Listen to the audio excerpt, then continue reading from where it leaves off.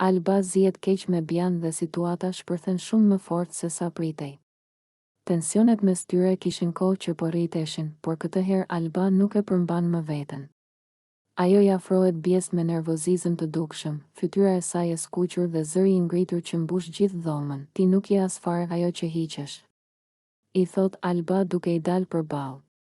Je shumë e shëmtuar me sjelljen që ke dhe s'di si të silles fare me njerëzit.